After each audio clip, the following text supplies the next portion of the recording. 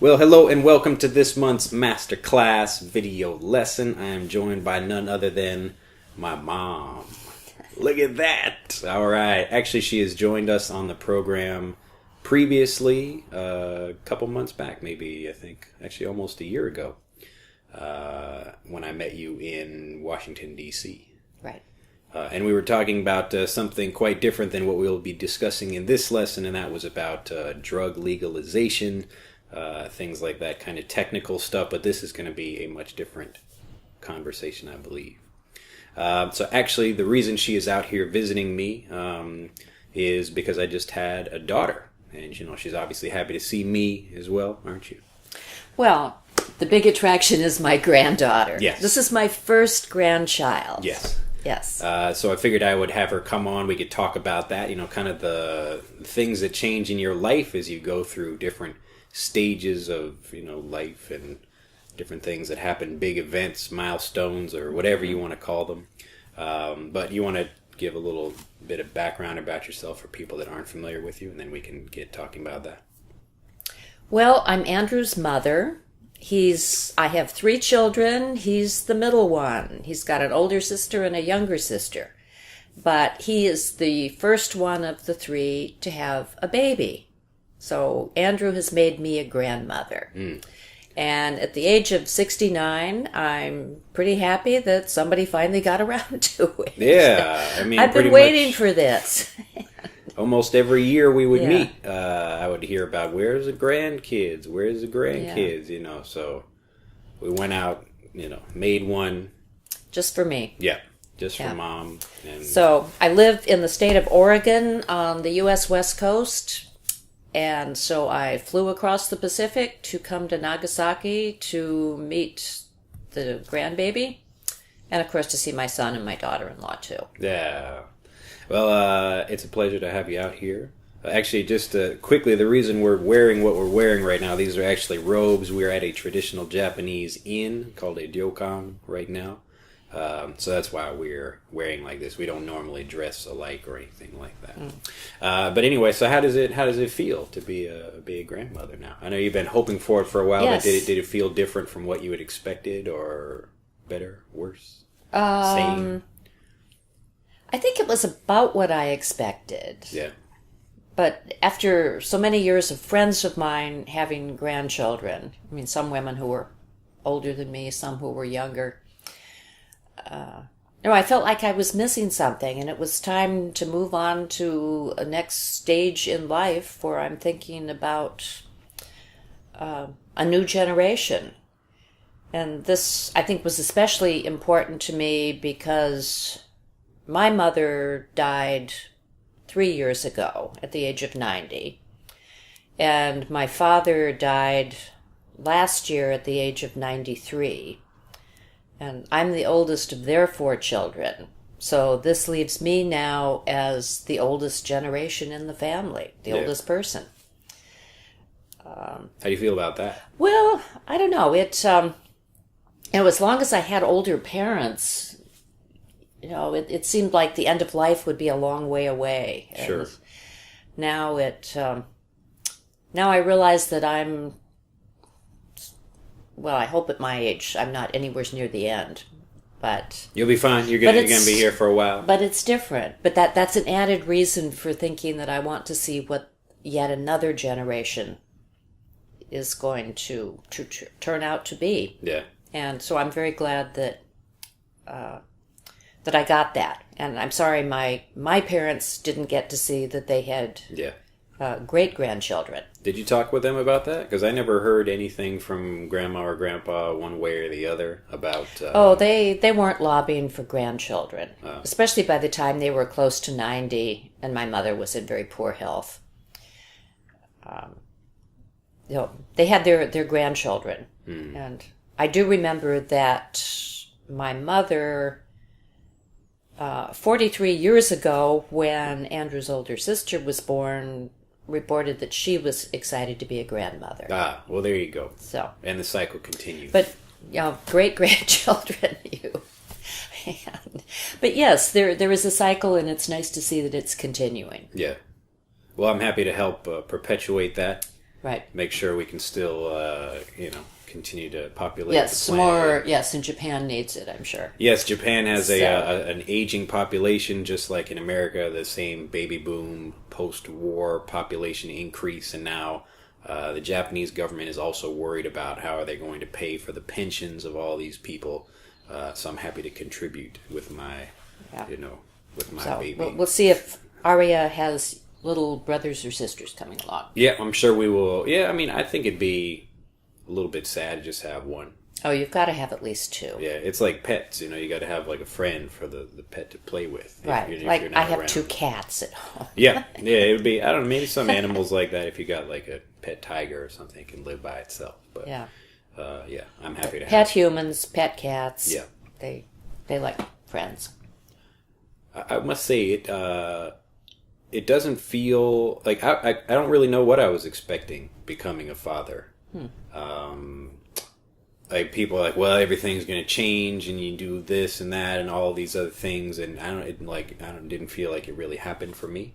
And I feel very excited and happy, and I've been looking forward to having a baby for a long time because I really enjoy teaching, and I'm finally happy to have like my own child to teach from like very early. Because honestly, I get and this is a teacher kind of thing. You get a little bit frustrated with parents. It's like, why don't teach your child that way? Like, do this. So I teach one thing in the classroom, and then they get a different way of teaching or whatever. So now I get a complete child that I can mold myself. Well, except Arya will be going to school Yes. meeting classmates, and she will come home doing things that you didn't really expect. I know, just like I did when I was Yes. younger, and you can't win them all. I'm not expecting to completely mold her personality or anything, but more teaching her the basics of things and getting her prepared for meeting all these other people and all the other things that she's going to learn. And I'm really curious to find out how it's going to work out. She's got an American father and a Japanese mother. Mm-hmm. So she's going to have 2 cultures and 2 languages. And I'll be very curious to find out how she navigates that. And I mean, will she get mixed up with parts of the languages, or is she going to be able to just move in and out, back and forth between 2 different systems? Should be very interesting. Yeah, we'll see. We'll do our best to make sure she's a master of both of them, such that she can flip back and forth between the 2. Yes. But it's certainly a different situation teaching she's basically native. I mean, learning in a native environment. We speak to her both in English and Japanese. Both her mother and I speak to her in both languages. I know some people talk about how they raise kids, and they would say like, well, you should have one person speaking one language at home that's that particular language, and then the other parent speaking their particular language. But even something like Japanese, you have kind of like the male Japanese and the female Japanese. So even though the languages are slightly different, it's better to give both of those influences. But there's a lot of people that argue. Yeah. Well, and I think it's better that she's raised just in the way the family normally interacts. That I see my daughter-in-law speaking English sometimes, and my son speaking Japanese. So the 2 of them go back and forth, and I would expect the baby to catch on to the fact that this is the way it works, that people can go back and forth. I'm sure she'll be fine. She's a smart baby, I know every yes. parent says that. Every parent says She really is cute. I know she's a cute baby. We'll have to get her in another video soon. I released that one video a little while ago. Right, but that she was just a little just slug. a little thing. She kind of looked at me a little bit, and then went back to sleep. But now she's actually quite a bit more active and is awake and doing more things, and much more fun to play around with. But I look forward to actually being able to talk with her and speak with her and things. She just kind of looks at stuff, and But I'm convinced that she's a quick one. Yes. Oh, I'm sure she is. Yeah. But just like her father. Yeah, well, just like me, hopefully. But actually, I was talking with Dad about that, and I was explaining in the fatherly way that like, yeah, I'm very impressed with how she is, and she looks very smart. And he's like, yeah, I'm sure.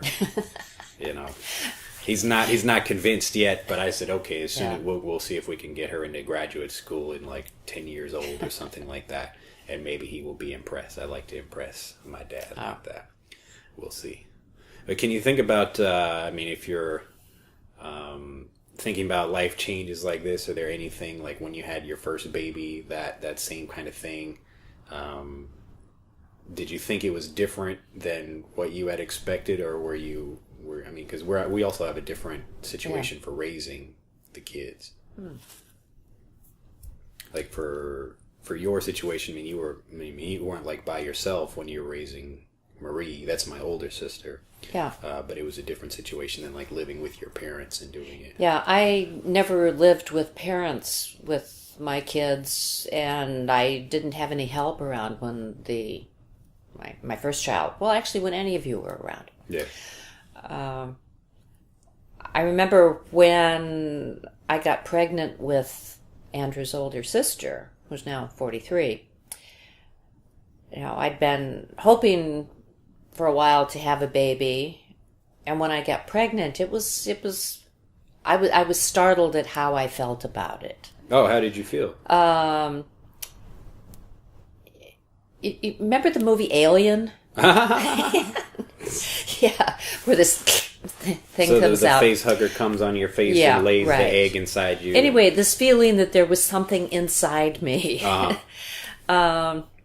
This was very disconcerting. Really? Yeah. But had you not been told how a baby worked and how a baby was born? I knew where they came from. Yeah. But it was the sort of psychological feeling that I'd been taken over by something. Sure. Yeah. But of course that didn't last very long. Uh-huh. And then especially as time passed and she started moving around, then it seemed like a perfectly normal thing. And I just was anxious for her to come out and find out who this person was. Yeah. And back then, you didn't know ahead of time what sex the baby was going to be. Oh, yeah, that's true. Sure. Yeah. And that was always the big question when a baby was born. Did you have a boy or a girl? Yeah. And now it takes a lot of the excitement out of it. Yeah, I don't know. I like having the planning. I'd much rather have more information than less. I don't know, especially when it comes to a baby. I'm not concerned about having I don't know. I don't need a lot of surprises about that. I'm looking for like everyday normal. Make sure it's healthy. 10 fingers, 10 toes, Yes. and they actually counted those for us. They at did. At the hospital. Yep. So they count 1, 2, 3, 4, 5, and they check, make sure everything looks okay. Has a nice strong cry, and it worked out. Worked out well. Yeah. Happy and alive. And then I remember when this older sister was. I don't know, maybe 3 or something. I was explaining to her about where babies come from. And I finished up with, and until the baby was born, you don't know if you've got a boy or a girl. Mm-hmm. And she said, or maybe a kitty or a puppy. Yeah. Yeah, I guess it's like a... So much for the details of facts of life. It's like if a tree falls in the woods, does it make a sound if nobody's around to hear it? But... Mm-hmm. That's interesting. That's an interesting argument, though, because it could be potentially anything. Yeah. If you don't know. But were you surprised when you? I guess you probably weren't surprised. You were maybe more relieved when I finally showed you the sonogram. The ultrasound. Right. Yeah. Mm-hmm. Yeah. For Andrew's younger sister, I had a sonogram. Yeah. Which I couldn't really tell anything with, but people assured me it was a baby in this little splotch. Oh, yeah. So... Oh, when I was... It was... For me, you didn't have one of those? No, I didn't have one. This was... Pre-sonogram? Yes, you were pre-sonogram, pre-everything. But when I saw that you showed me the sonogram of, here's some reality to this little thing. Mm-hmm. And you wonder, how does this turn into...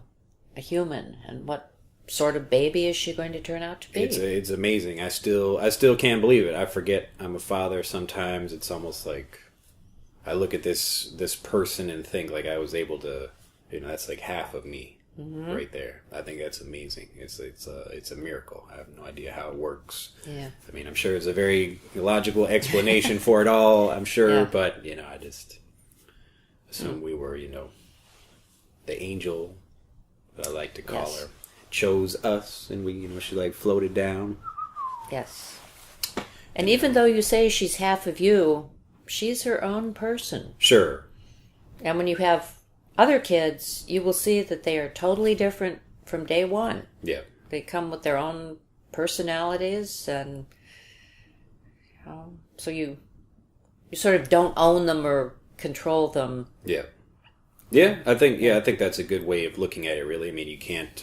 You can do your best to influence them, but I think it's probably better to, just say, here are your couple of options, and you can try these different things and see what you like, what's fitting for your, taste or personality, something like that. Yeah. But were you surprised when I showed you that? Like, had the card, and I mean, were you? Like... Yes, it was a Christmas card from Drew and Terumi. I think there was some reindeer on the roof and a sonogram put inside. Yeah. Saying they had made me something for Christmas. And we did. Yes.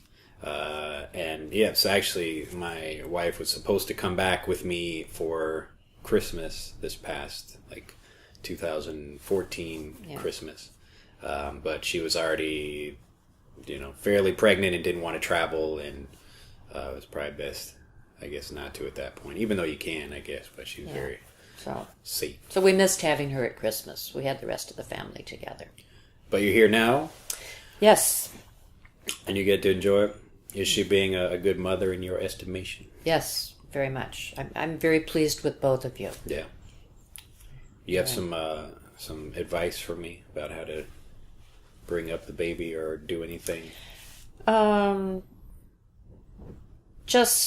Keep up what you're doing so far, which is paying a lot of attention to her and reading to her. Mm-hmm. She already looks at books. Yep. You see her eyes tracking as she looks at things in books. But don't try too hard to get her to fit with whatever your preconception is. Sure. Because you don't know where her interests are going to go. Yep. I think that's good advice. My 3 kids are so different. And they've had different interests since they were very young. Now, here's Andrew speaking Japanese and living in Japan. Yep. His older sister is a professional flute player, and his younger sister is a journalist. And all different from me. I mean, I've been a lawyer and working overseas a lot. So none of them has followed me. It's important that kids be able to follow whatever their own interests and instinct about what's going to work for them. Yeah. Well, I remember not getting that any kind of pressure from you guys, like my own parents, about how to do whatever. I mean, you didn't even say, you have to go to college or anything like that. You were like, hey, you can get a job or join the army or not go to college or, whatever it is you want to do. I actually wanted to go. I thought it'd be fun. I think it was a good decision for me. But I was still kind of dumb before I went, so I had to learn a little bit more. Well, I also remember once when you were probably in grade school, we were just having some general conversation about what you might be when you grow up. And I said, maybe you could be a lawyer like Mommy. Mm-hmm. And you said, but I'm not even a girl. Really? And yes. And I said, Andrew, it's okay. A boy can be anything he wants to be if he works hard. Yeah. I was like a feminist at a very young age. Well, I guess you thought that it was lawyers were something that only women could attain. Yeah, even though my own father had he passed the bar, right? He was a regular lawyer. No, he just didn't enjoy. He didn't practice law. Yeah. He was a university administrator. Maybe that's where I got the idea from. A woman becomes a practicing lawyer and a man becomes an administrator or something like that. I don't know. Anyway, I thought it was funny. Huh. Yeah, it's interesting when you're... Well, I have a camera now, and, being able to take pictures or video of Aria as she grows up, and I can show her these experiences after the fact, because there's a lot of interesting things that happen, most of the time. At least up until now in history, you only get these things in stories, but you can actually have a video of how she's doing something different or, saying something funny or whatever. Are there some other experiences of me when I was very young that gave you any clue about my personality, what I was going to be?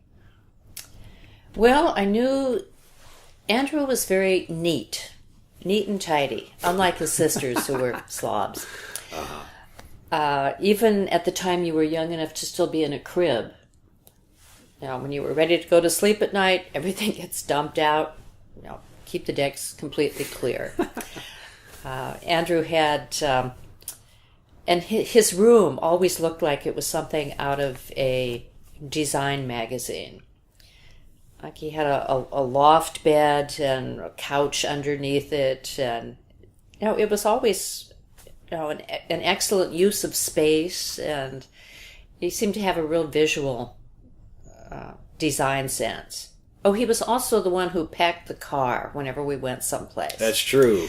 Yes, because you he remember could all that stuff I got for college that I packed in the car. Yes, I can't I fit believe all that. this. I fit a huge couch and He took 2 couches to college. 2 couches, and I fit everything. I had to plan it all, but I got everything in this van. Yeah, I remember when we pulled up in the van to the college, the students who were there to help unload were pretty startled at how much stuff he'd brought. And then when he was at the college, I was horrified when I first went into his dorm room because I thought it was really ugly. You mean the space itself? Yeah, a small, unattractive space. And I thought, I'm paying all this money for this? And a day or so later, he had it beautifully arranged, and it was very attractive. And he did the same thing for other students.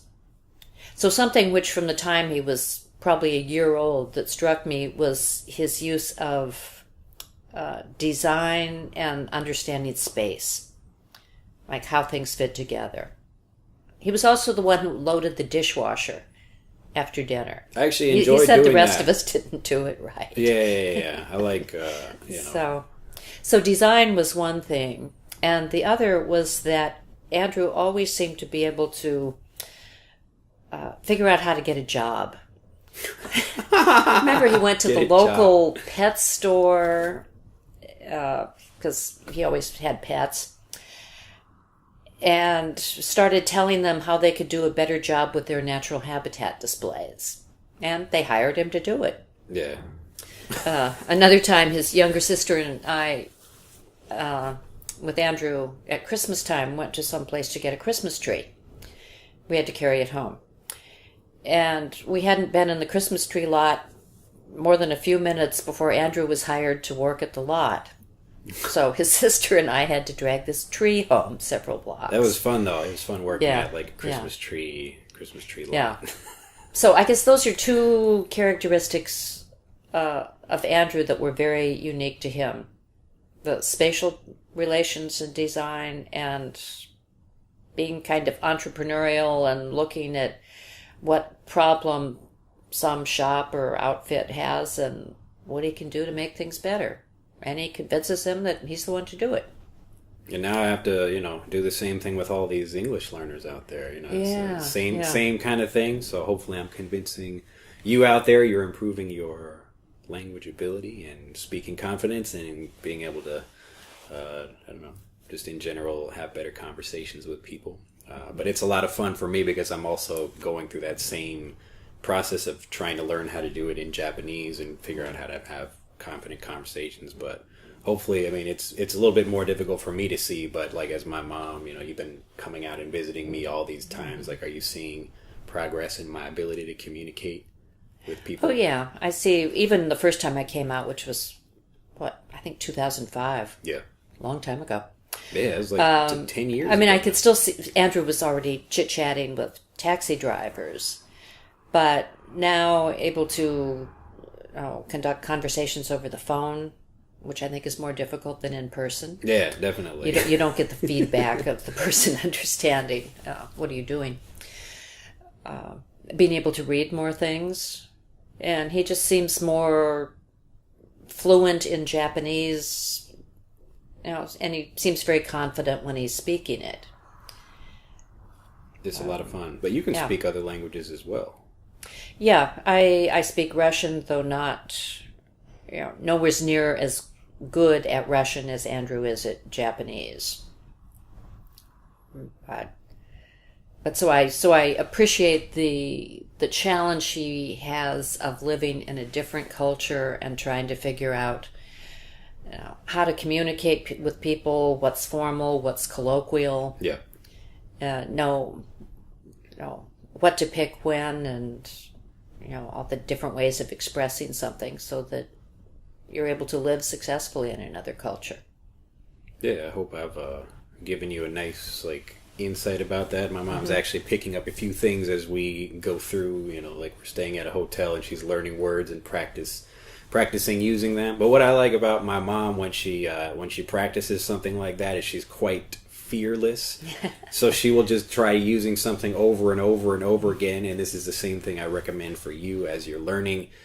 Even though you're going to make a mistake, oftentimes you'll be able to meet new people that you can practice with. And this is that kind of revolving door idea of working at a front desk at a hotel where you've always got new customers coming in or new guests, and you can practice using something with them. And maybe you'll make a mistake, maybe you won't. But that's the best way to do it. So actually last night, we were having dinner here, and she was saying that the food was delicious. So maybe and this is as I was mentioning before. It was. So the food was really good, but this is a traditional Japanese inn, and when they bring food, there's course after course of lots of really great things. And so this one was delicious. This one was delicious. But she gets to keep practicing using that. But one time she makes a mistake, and instead of saying oishi, which means delicious, she said osoi, which means slow. So she looked at the lady. She's like, "Hey, the food is a little bit slow over here." And I was like, "Oh, no, she means delicious," that kind of thing. But these kind of things, if you can laugh at them, as she did when I was explaining her what happened, it's going to give you a lot more confidence. You can master the fear that you have. I think part of my approach in languages in different situations goes back to when I was in high school and I played clarinet in band. And I remember the band director saying, if you're going to make a mistake, make it a good one. So don't play hesitantly and softly, fearful that you're going to make a mistake. Just blast it out there. Yeah. And most of the time it'll be right, but if sometimes it's not, that's okay too. Yeah. And I thought of that very often. So make your mistakes loud. Yes. Be proud and loud. Anyway, we will leave it here for this conversation. We're actually got to get ready to check out of the hotel. Probably get in the bath a little bit more. But hope you've enjoyed this conversation, and I look forward to seeing you again shortly in the special mission homework assignment for this month. Yes. We'll say bye-bye. See you again. Yeah, sometime. Hopefully we'll and I hope you see the baby. And we make another video with the baby. I'll have a little conversation with her. She actually just says ooh. She doesn't really speak so much, but she does, converse. She's 2 months old. Yeah. So at this point, I'm pretty happy with the progress, though. Who is just fine for me. Anyway, we will say goodbye and see you next time. Bye-bye. Okay, bye-bye. All right. Well, I hope you enjoyed this month's lesson. It was a lot of fun having my mom in the conversation. And even though maybe I was looking a little bit sleepy, we had just woken up, and so we were recording that in the morning. I was actually feeling quite refreshed, but it was nice to sit and listen to my mom and have her, when you get to hear about yourself from your parents' perspective, and I'm sure I will tell similar stories about my own children when they get older. But it's always interesting to hear that, and hopefully you saw a different side of me, or maybe learned a little bit more about me and even yourself in the process. So hopefully thinking about the things that you can do, or you remembered something that happened from your own past. Well, for this month's special mission homework assignment, what I'd like you to do is actually talk with someone about a life-changing situation in their own life. So maybe they had a child or something like that. But one of the best ways for you to engage in conversations with people and for them to want to speak with you more is to let them speak. So if you ask them questions and continue to ask them questions, that will get them more excited to speak with you. And they will really say that they enjoyed having a conversation with you, even if you don't say anything. It's really because they're being allowed to speak, and a lot of people want to express themselves. I mean, everybody does. So if you give them the opportunity to do that, then I'm sure they will have a great time. And what I'd like you to do specifically is ask them about a specific, milestone or a particular event, something that changed in their life, where you can say, what was it like to do this? So how did it feel to do this? You can ask both of these questions. What was it like to become a father? Or how did it feel to become a father? Or how did it feel to lose your job or to get a new job or something like that? So some big event in their life, and then just continue to ask questions about it from there. Now, you can do this when you're meeting someone in person. Like if I'm working with somebody, I work at an American company and I live in the Philippines or whatever. So I'm talking to my coworker who's American and I say, oh, I hear you just had a baby. How was that? Tell me about that. So tell me more about that thing. What was it like? How did it feel? Because you're interested in getting to know them more, and they will reveal more the more you ask them questions about that. Now, remember, I gave the example of losing your job, but it's probably a better idea to ask people about maybe happier occasions, so getting married or having a baby or getting a new job or their child graduates from college or something like that. So you can ask people again in person, or you can find people online, and maybe you notice something. Like a good example would be like watching, a video like mine on YouTube, and you notice I have a baby, and you say, oh, like, tell me about that. Like you're asking me, specific questions about that kind of thing. But what I would recommend you do is, instead of, like my channel is fairly popular on YouTube, but you can look for something you're interested in where it's people just talking about life, and find somebody that has maybe not a lot of videos, but you can search for like, just had a baby, because there are plenty of YouTube channels that are dedicated to that thing. So whatever life experience you're interested in, you can go to YouTube or, some other. It could be a blog or anything like that where you can search online, but in English, and then find a specific interest. Again, that thing you're interested in, and then ask people specific questions about that, like how did it feel? And, you can begin by just typing them questions. And if the person is not too popular, then they will probably respond to you, and then you can begin a conversation from there. So especially if you're shy or you're just starting to meet people, this is a really great way to do it. So you begin with texting, because it's very informal and it's easy to do, and you can try it with a whole bunch of people, and then hopefully you find a few people that you can continue conversations with. So there is no excuse. You have an internet connection for sure if you are a member of this program. So use the internet. Use the tools that you have available. Start meeting people online, and then you can connect with them and then build up to conversations. But remember, don't say anything about learning English. I'm always telling people again and again and again, never tell people that you're trying to learn English. Just use English, and if you make a mistake, it's okay. People understand that already, but do not look for English-speaking practice partners. I want you to look for people that are native speakers, but don't tell them you're learning English. Don't ever say that, and they will be much more happy and excited to practice speaking with you. So you still get a practice speaking partner or a speaking practice partner, but you don't have to worry about, saying, this is my speaking practice partner. Just say, this is my friend, and this is a person I'm getting to know. Well, I hope this has been a fantastic conversation for you, the whole lesson set. In fact, go back and review everything, the grammar, the phrases, watch everything, speak, write, listen, and teach. And then you will learn all of these things. They will go into your brain, and you will begin using them automatically when you speak. Have a fantastic day, and I will see you next month in the next lesson set. Enjoy 2016. Bye-bye.